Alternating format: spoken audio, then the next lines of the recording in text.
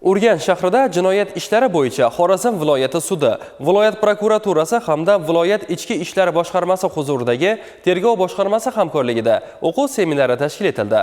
Jinoyat uchun jazo muqarrarligini ta'minlash, tergov jarayonlarining sifatini oshirish hamda amaliyotda uchrayotgan kamchiliklarni bartaraf etishga qaratilgan tadbirlar tafsiloti muxbirimiz lavhasida.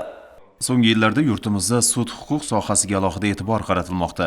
Maqsad qonun ustuvorligini ta'minlash, inson huquq va erkinliklarni munosib himoya qilishdir. Seminarda jinoyat ishlarini sifatli tergov qilish, dalillarni to'g'ri to'plash, protsessual qonunchilik talablariga qat'iy rioya etish hamda jinoyat uchun jazo muqarrarligini ta'minlash masalalari atroflicha muhokama qilindi. Shuningdek, amaliyotda uchrayotgan ayrim kamchiliklar tahlil qilinib, ularni bartaraf etish bo'yicha amaliy tavsiyalar berildi. Ta'kidlash joizki, bunday o'quv seminarlar huquqni muhofaza qiluvchi organlar xodimlarining kasbiy salohiyatini yuksaltirish, fuqarolarning huquq va manfaatlarini ishonchli himoya qilishda muhim ahamiyat kasb etadi.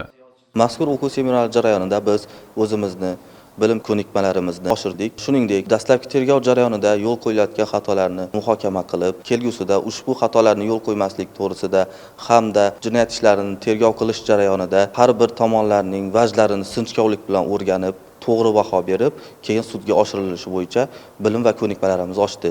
Mazkur o'quv seminarida olgan bilim va ko'nikmalarimizda amaliyotda to'g'ri foydalanishni yo'lga qo'yib, kelgusida bundan ham yaxshi natijalarga erishamiz.